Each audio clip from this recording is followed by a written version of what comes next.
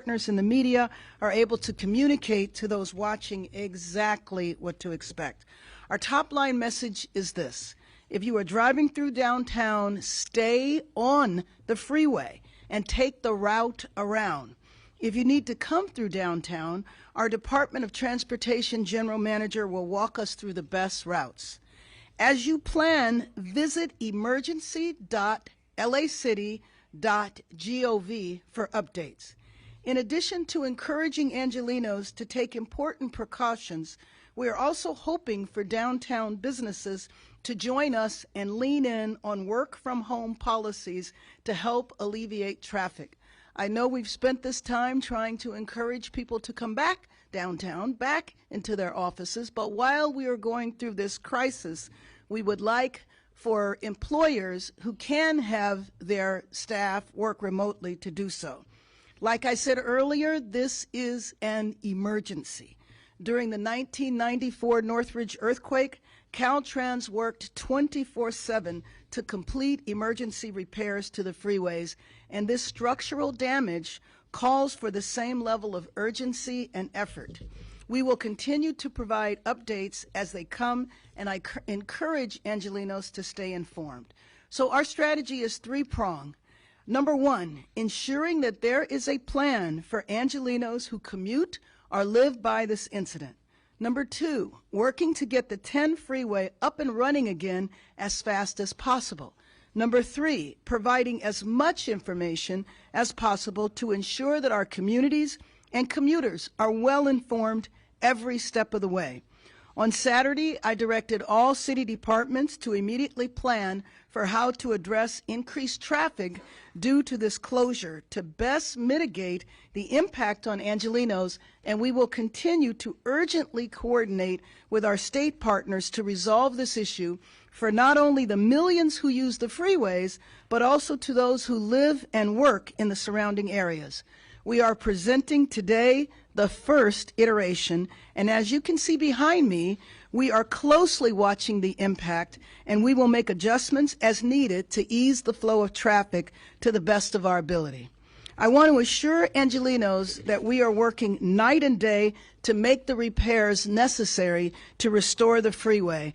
Again, please plan for delays and check for alternative routes. Traffic officers are on location to alleviate traffic impacts. Please heed traffic officers' instructions. Angelenos, we came together several months ago and everyone cooperated during the hurricane, and we had no loss of life. I need to call on all Angelenos again to come together. This is not going to be resolved in 1 or 2 days. We will keep everyone informed, but as we are learning the extent of the damage, we will keep you informed, but we need to stay together. And as you are informed, please cooperate with the instructions that you are given. Thank you, and we'll continue to provide you updates. You can go to emergency.lacity.gov. Now I'd like to introduce our General Manager for the Department of Transportation, Laura Rubio Cornejo. Thank you, Mayor. Good afternoon. My name is Laura Rubio Cornejo, General Manager for the Los Angeles Department of Transportation. You are joining us today from our Advanced Transportation Systems and Coordination Center, otherwise known as ATSAC, where LADOT traffic engineers are actively monitoring the impacts of the closure on the 10 freeway in downtown Los Angeles. As you can see, our teams have access to real-time intelligence and data of traffic impacts and can adjust our traffic signals to meet the demands and keep our city moving. Nevertheless, the major closure will impact travel times, and Angelenos should prepare and plan ahead in advance of next or this coming week's commute. First, if traveling in or around downtown LA, your best option is to travel by public transit, particularly Metro Rail, which allows you to avoid the impacts of the closure entirely. You can plan a trip by using Metro Trip Planner at metro.net. If you are driving and your route requires you to pass downtown LA, as the mayor indicated, please stay on the freeway. There are other routes that you can use, including the 5, the 101, and the 110 freeways to circumvent the closure. The route is detailed over my shoulder. If your destination is in downtown and you need to access surface streets, for example, if you are a parent taking a child to any of the 6 public or private schools in the impacted area, our engineers have developed a detour map to ensure people can access their destination. And if you'll just give me a minute. So, to reiterate, for those traveling from the east on the 10 freeway, your first and primary exit should be to exit here in the 7th Street area. If I could just go this way. Can you take a step back? Sure. Let me zoom back out. Okay? So if you're traveling from the east, your first and goal should be to exit at 7th Street. If for whatever reason you miss this exit, your last point to exit will be down here at Mateo and Santa Fe Avenue. Okay. If you are traveling from the west, please consider taking the 110 before you get into downtown to access other downtown streets. However, should you miss that interchange, you can also exit. Your last point of exit will be at Alameda, right here. Okay. On surface streets with impacted areas, we will have positioned traffic officers to provide direction to motorists and have implemented limited direction-based closures to minimize traffic impacts. We have arranged to have 18 traffic officers near the impacted schools between the hours of 7 to 9 a.m. and 2 to 4 p.m.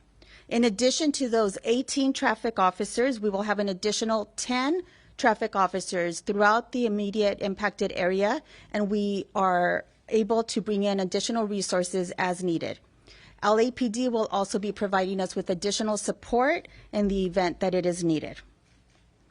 Working in coordination with the engineers here at ATSAC Center, we will continually adjust and deploy field resources to support the repair and construction teams from Caltrans and respond to traffic conditions in real time.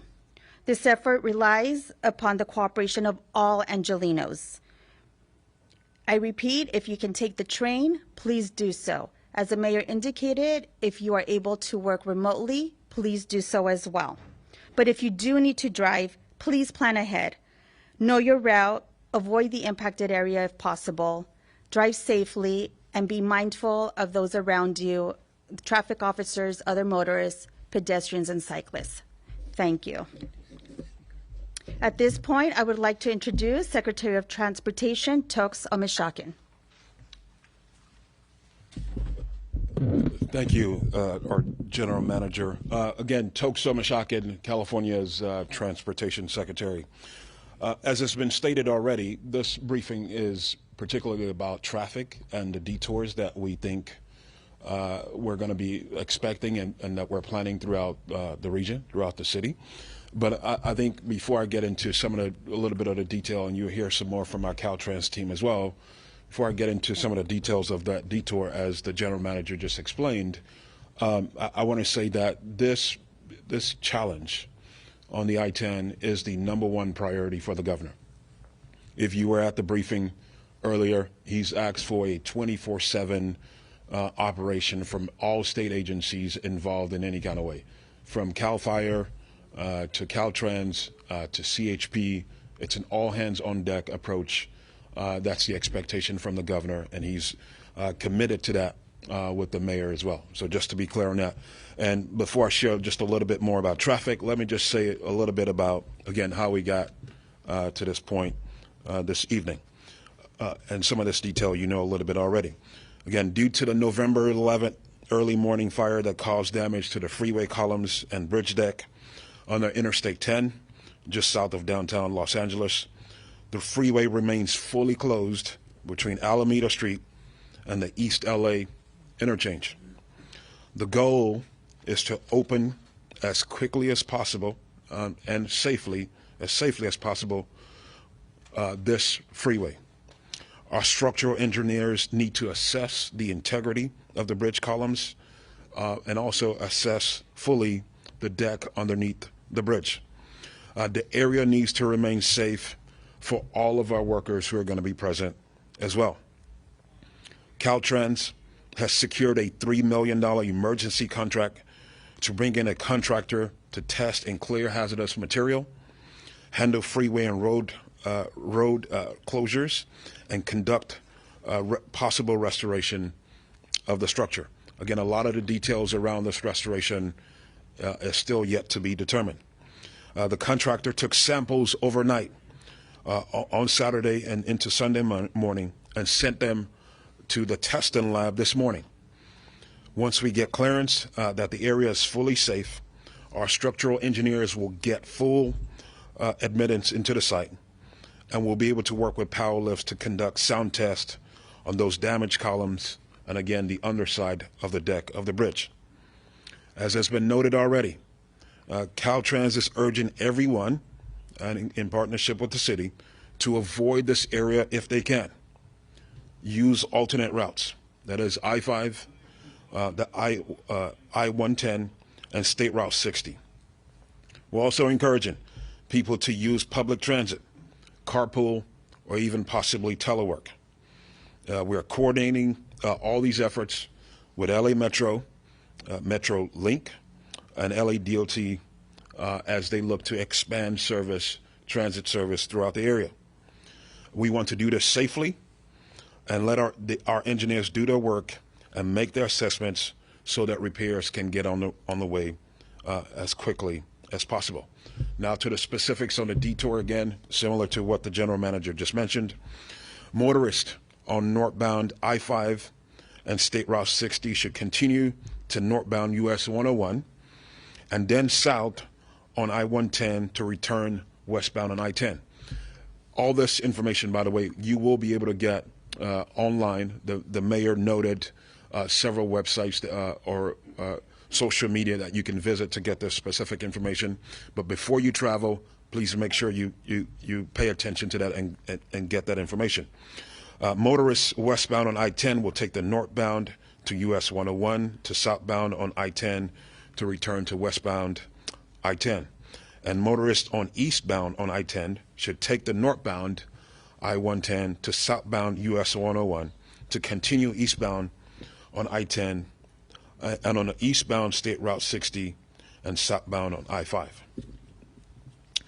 Caltrans is also coordinating, as has been mentioned already, all these efforts with the city on directional signage and signal timing for traffic exiting freeways and local streets.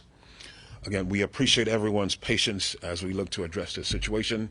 It's evolving over the next several hours as the investigation is completed, hazmat work is done, and structural engineers get full access to do a full examination of the impact to the structure. And until then, will we be able to give you detailed information about how long the repair is going to take, how much it's going to cost. All that is yet to come. We will be coordinating. The governor will be coordinating all of that with Mayor Bass. But in the meantime, detours and traffic is our focus as the Monday morning commute looks to kick off. Look forward to some possible questions. Up next, a very important person that's going to be engaged in this effort to get the bridge back in order, John, one of our deputy construction managers here in District 7. John? Thank you, Secretary Tokes and Mayor. My name is John Yang. I'm the Deputy District Director for Construction in District 7. As Secretary alluded, we have a situation on Interstate 10 that we're going to close between Interstate 110 to East LA Interchange, both directions. And the reason we do that is because we want the motorists stay on the state highway system and without flooding the unnecessary local streets to create more congestion on the streets that's really not related to this closure. And we have also TMC. As you see, this is ASAC from City of LA. Our Los Angeles Regional Transportation Management Center is also monitoring our regional network. and we are going to assess the current strategy, working with Metro and also City of LA, trying to find out and fine-tune the current situation. We're going to monitor our traffic 24/7 while the work is going on in the field to restore these freeway lanes back to the traveling public. So rest assured, we're working day and night, and we'll reach our goal to provide you the lanes back. At this time, we cannot tell you how long it's going to take because we just got the initial report. It's going to take more time for the environmental process. However, rest assured, structural material testers are in place taking samples, and we will soon have a strategy, and by which time we will unveil that with the public so we will know how long this is going to take. At this time, I'm going to leave to the question and answer session. And Mayor? Oh, I'm sorry. Next is LAUSD Superintendent Alberto Carvalho. Sorry about that. That's okay. Thank you very much. Good afternoon, everyone. I want to begin by expressing my sincere gratitude to the leadership of our mayor, Mayor Bass, and state and local entities for the very aggressive and effective communication that has been established between the city and LAUSD. Since early this morning, the mayor and I have spoken and have devised plans to alleviate what no doubt will be some potential delays associated with school transportation tomorrow, or certainly our own workforce reporting to their work sites. We're going to try to provide students with a degree of normalcy, not only educationally speaking, but a lot of our students, due to their socioeconomic conditions, depend on the breakfast and lunch and enrichment activities that we provide as a school system. So it is our first priority to maintain all schools open. So that's the first point. All schools will be open tomorrow, independently of the seriousness of this incident and the repercussions it has caused. With that said, we have identified a number of schools that we believe will be significantly impacted as a result of the I-10 closure at the interchange. Those are 9th Street Elementary, 20th Street Elementary, Metropolitan Continuation High School, Inner City Arts, Para los Niños Charter. But that's not all. We transport in excess of 40,000 students every single day, particularly students with disabilities and those who attend magnet schools. So you may have students who live in different areas whose bus route ordinarily will travel through the area that's currently closed. Certainly students who live in Boyle Heights and would be transported to Hamilton High School will be impacted. Or conversely, anyone who lives west of the incident trying to get to Bravo Medical Magnet School, those will be impacted. So we expect some degree of delay impacting a significant number of students throughout the day tomorrow and over the next days or perhaps weeks, depending on the pace of repair to the freeway. We have sent robotic communications in a multitude of languages to all of our parents and our entire workforce, particularly targeting our school bus drivers, who are by and large represented by SEIU 99, to ensure that they are aware of the difficulties getting to the bus depots, but also the necessary detours that they will be taking to get children to school on time and safely. I want to thank also the city for the additional deployment of traffic enforcement entities around the schools most likely impacted. Again, we expect a reasonably normal school day tomorrow, impacted by the possibility of some delays getting to school, but then also leaving school. For any information, 1-800-LA-BUSES, 1-800-LA-BUSES. Any one of your questions may be addressed. Me siento muy agradecido al liderazgo de nuestra alcaldesa, la señora Bass, y las entidades municipales por la comunicación que han establecido con nosotros en el Sistema Unificado de Los Ángeles. Mañana esperamos un día escolar normal, pero impactado por este incidente. Sin duda, vamos a ver algunos atrasos en nuestros autobuses escolares. Sentimos muy agradecidos a la alcaldesa por la presencia de entidades de la ley para proteger a nuestros niños, principalmente en las escuelas más impactadas debido a este incidente. Nos hemos comunicado no solamente con nuestros conductores de autobuses escolares, con nuestros padres de familia, explicándoles que mañana será posible que los niños van a experimentar algunos atrasos en sus transportes escolares debido a este incidente. Vamos a continuar a trabajar para minimizar los impactos debido a este incidente. So once again, I want to thank Mayor Bass, not only for your leadership, but also your partnership with our school system. Thank you very much. Let me bring up our CEO from Metro, Stephanie Wiggins. Thank you, Mayor Bass. Thank you for your leadership on this issue. And as chair of the LA Metro Board, I also want to thank Secretary Omashakin. Caltrans has been a partner with Metro, and I even got the call yesterday morning early from Caltrans leadership about the impact of this closure.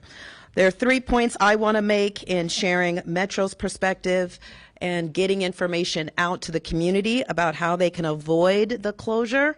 That is to plan ahead, share the ride, and we have a commitment to real-time updates. So planning ahead, Metro, and our service in particular, we will continue to provide both bus and rail service for those who need to get to downtown LA or through downtown LA. At this point, there's only one bus line that we anticipate on Detour. That's line 66. We have significant amount of rail service. Our E-line runs for 22 miles. It essentially parallels the 10 freeway between East Los Angeles and Santa Monica with 29 stations. We also have our A-line, which runs 48.5 miles with 44 stations from Azusa to Long Beach. It's also an alternative to the 110 and the 210 freeways. For those coming from the Inland Empire and Orange counties to downtown LA and through downtown, we suggest taking Metrolink San Bernardino or Riverside Line or Orange County Line into Union Station, where riders can connect with our A, B, and D lines or a number of bus lines to get to their final destination. Our partner Metrolink is adding more service in response to this closure. Specifically, they're adding 6 round trips between Covina and Union Station, and they're also adding rail cars on the San Bernardino line beginning tomorrow morning. On our bus line side, east of LA, we have the Silver Line. That's line 910 and 950 that travels from El Monte all the way to the Harbor Gateway Transit Center in San Pedro. We also have lines 487 and 489 that travel from the Sierra Madre station in the Pasadena area all the way to downtown LA, and they operate along the 10 express lanes. And parallel to those, we have line 76 on Valley, north of the 10, and line 70 on Garvey, south of the 10. Our transit partners also have alternate bus options, including Foothill Transit, which has multiple lines that serve San Gabriel Valley to downtown LA, including their Silver Streak Express from Montclair to downtown LA using the 10 express lanes. Also, they offer downtown LA express bus lines, the 490, the 493, the 495, the 498, and 499. They avoid congestion expected around the 5, the 10, the 60, and the 101 just east of downtown LA. And in the immediate area of the fire or the 10 closure, there are multiple bus lines as options, including our line 18 between Montebello and Wilshire Western on 6th Street, and line 66. As I mentioned before, while it will be on Detour, it still will be operating between Montebello and Wilshire Western on Olympic. So plan ahead. There are plenty of opportunities to share the ride, including carpooling if you have to drive the freeway. For information, our commitment is to ensure real-time information updates. As you've heard earlier, people can go online to metro.net. On our homepage right now is a service advisory providing all the details and information on routes not only by Metro, but our transit partners that I mentioned. Also want to encourage people to call 323-GO-METRO, for real-time assistance on specific route planning tools. And as a region, we've invested for more than a decade on our traveler information system with the support of Caltrans. That's 511. 511 covers motorists who are traveling to downtown LA from the Inland Empire, from Orange County, and even Ventura County, as well as LA County. Go 511, as well as 511.com will get you information as well, real-time traffic updates. Again, plan ahead, share the ride, and we're committed to real-time updates. Thank you. Thank you very much, everyone. Let me acknowledge Assemblymember Miguel Santiago, who is here, who represents the area, and also our chief, our fire chief, Kristen Crowley. We'll take questions now. Yeah, of course. So my question is, I feel like everybody's going to be on the 101, and let's just face it, this is LA. People love their cars. A lot of people are not going to take public transit no matter what. So people headed from the south or headed downtown, how much extra time should they give themselves if they're going to be hitting the 101? I feel like that's my fault, the 101. Right. So again, if you're on the freeway, we encourage you to stay on the freeway, and there's lots of other options to transition from the 101 onto the 110 in order to get into the local downtown streets, if that is your final destination. Otherwise, stay on the freeway. I would encourage all Angelenos and those beyond who are traveling through and to the area to, first thing in the morning, check and double check what their travel time should be. I would assume anywhere from 15 to 30 minutes at this point until we get a better understanding of what people's travel patterns will be in response to this detour. And let me just add, please correct me if I'm wrong, but the apps that people use, Google Maps, Waze, will also have this information, correct? Correct. So you should have an estimation of your travel time. And KNX, of course. Yeah, that's me. Sorry, I'm Joy. I just had a question. Where are we, and this may be better for the chief, where are we as far as the investigation as to what caused the fire? I mean, it started the pallet and spread to the cars after, or started the cars and spread to the pallet, or what are you thinking at this point? Sure. So just an update. It's an active investigation. The LAFD came in early. Obviously, we handled and mitigated the emergency right there and then. Took us a number of hours. But with that, now that's an active investigation with arson investigators. We have partnered, and now we are stepping away from that point, and now it's a lead from CAL FIRE arson investigators. So we have taken a supportive role because it is on state property. We have liaisoned with them. They're moving forward with their investigation actively and aggressively. They should have an update from the state side tomorrow morning. That's what they've been sharing with us, and at that point, we should have some more information for you. Just to follow up, I'm hearing from people in the neighborhood that there may have been a homeless encampment nearby. One, was everybody okay from that? Could that have been a cause from the fire? I know 2 years ago we had one down on Santa Fe, another pallet fire. That one was started by a homeless encampment. Are you aware of any of that? Just what I can share at this point is we did not have any patients that were generated from this large incident. And as for any of the encampments in that area, we do not have any direct correlation at this point as to that's where it did start or didn't. Again, we're going to have to stand by and wait for the active investigation to be completed, and we'll share that information with you as soon as we can. Do we know why all those cars were in there? Is it a parking lot? Anyone know?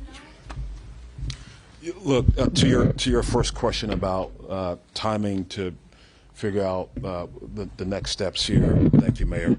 At some point tomorrow morning, we will find out from the State Fire Marshal, which is a part of CAL FIRE. We will find out from them the details of what they found out from this investigation. But the investigation will be completed in the morning. That doesn't necessarily, I need to be clear about that. It doesn't necessarily mean that early in the morning you will get a full report out on all the details of this investigation. That means the investigation will be complete. We will be informed. All the state agencies, the mayor as well, will be kept in the loop. So at some point tomorrow morning, we'll have a little bit more clarity on the investigation. As far as the cars under our right-of-way, I'm sure, as you know by now, we leased out this property to an entity, and they, from what we're hearing so far, this property was possibly subleased as well.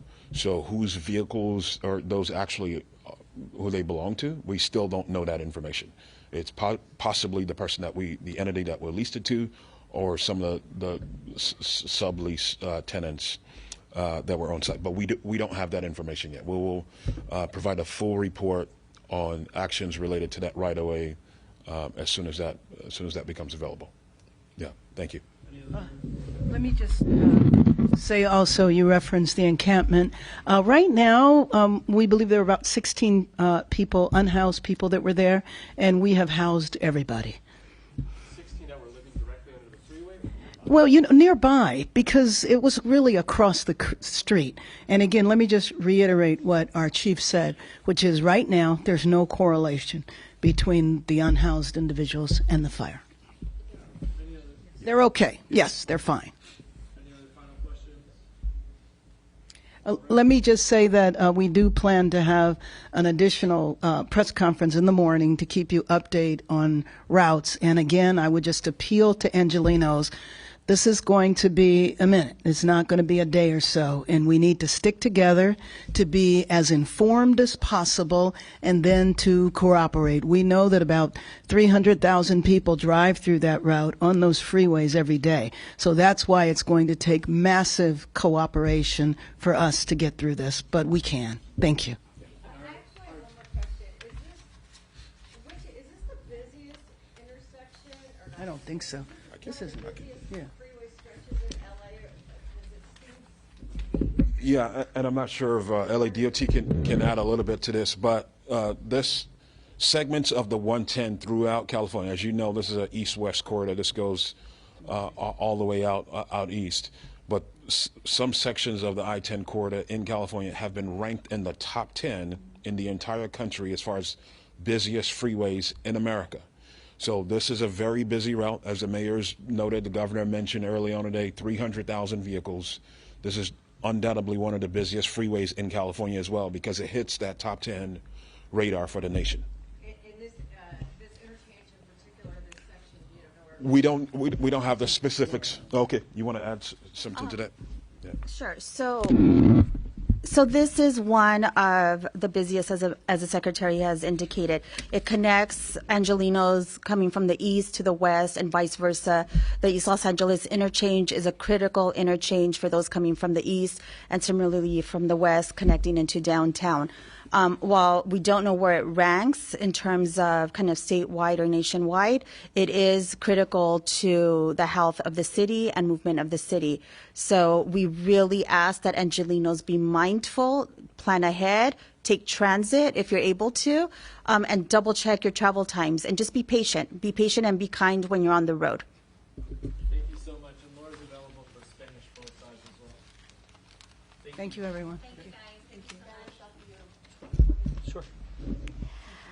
Okay, you just heard from Mayor Bass, among other city, county, state leaders here in this press conference where they really addressed traffic changes that we can expect, especially heading into the Monday morning commute. The top three things they say is if you work in the downtown business area, they're asking people to work from home, encourage that of your employees right now as we get through this crisis. The second thing is if you do have to drive through the downtown area, you don't have to go into downtown, use the alternate freeways. Use the 5, use the 110, use the 60 freeways to get around. Do not go on the surface streets, as those will be crowded.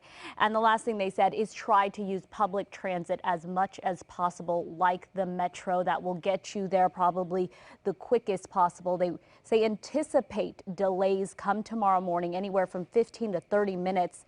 When it comes to schools, we know all LAUSD schools will be open tomorrow, but 6 will be impacted, and they're asking parents, teachers, staff that may work in those areas to just be aware of those impacts and expect school bus delays as you get to school and as you go home.